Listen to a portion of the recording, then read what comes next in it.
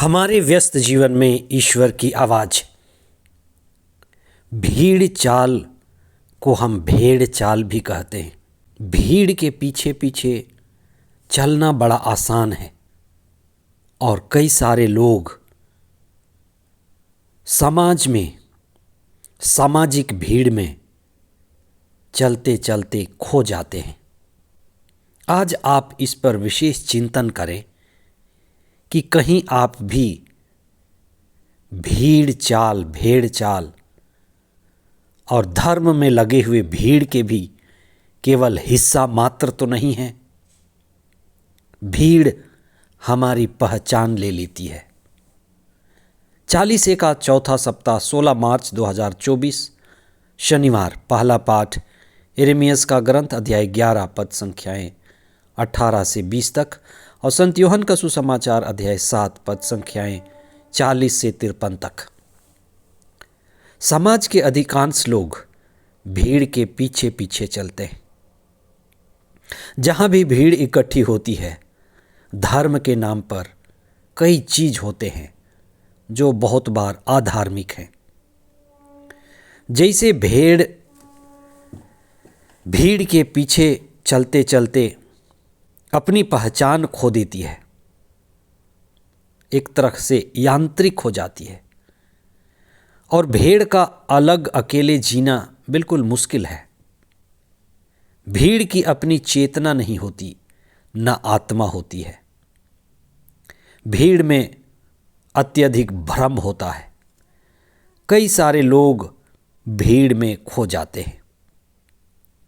धर्म का भीड़ से असल में क्या लेना देना है?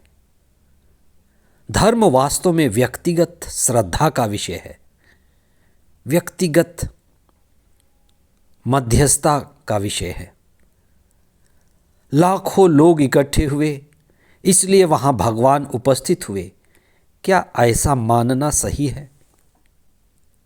70 करोड़ का चर्च बना है, हजारों करोड़ का बसलिका बना है, इसलिए क्या उस जगह पर लगने वाली भीड़ में ईश्वर है? बड़ी रकम से ईश्वर का क्या लेना देना? पवित्र स्थान सोने चांदी और बहुमूल्य पत्थरों से श्रृंगारे गए हैं। ईसा ने यरूशलेम के मंदिर को भी धिक्कारा और ये कहा कि जो तुम देख रहे हो उसका एक पत्थर भी दूसरे पत्थर पर नहीं रहेगा। बाहरी जगत से, संसार से ईश्वर का लेना देना नहीं है। ईसा ने उन लोगों को भी धिक्कारा जो लंबी प्रार्थना करते थे, दिखावे की प्रार्थना करते थे और प्रदर्शन वाली प्रार्थना में अपना समय गुजारते थे। आज के सुसमाचार में निकोदेमुस ने ईसा से मिलकर, जो कई बार छिप छिप कर अकेले में बातें करते थे, फिर से मिले। उनके हृदय में बड़ी प्यास रही होगी, इसलिए वह व्यक्तिगत तौर पर अपना समय निकाल करके उनसे मिलते थे। अपनी मुक्ति को समझना और अपनी मुक्ति पाना चाहते थे।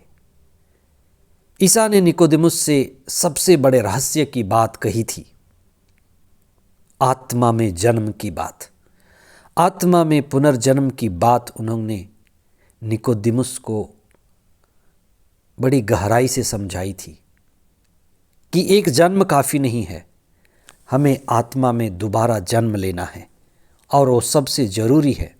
इसी प्रज्ञा से निकोदेमुस प्रकाशित और आलोकित हुए थे। ईश्वर की खोज सामुदायिक से ज़्यादा व्यक्तिगत है। ईसा व्यक्तिगत प्रार्थना करते थे। आज के पहले पाठ में नबी यिर्मयाह ने मूर्ति पूजा की निंदा की है और किस तरह से माता पिता बच्चे भटक जाते हैं। नबी ने बड़े अच्छे ढंग से लिखा है कि पिताजी आग जलाते हैं, बच्चे लकड़ी ढूंढते हैं और माता पूरी बनाती है मृत की पूजा के लिए। यह भटकने का लक्षण है। भटकना आसान है। प्रभु कहते हैं कि हमें ईश्वर से संयुक्त होना है, ईश्वर में जुड़ना है। व्यक्तिगत रूप से, सामुदायिक रूप से हम ईश्वर से जुड़ें और ईश्वर से संयुक्त हों।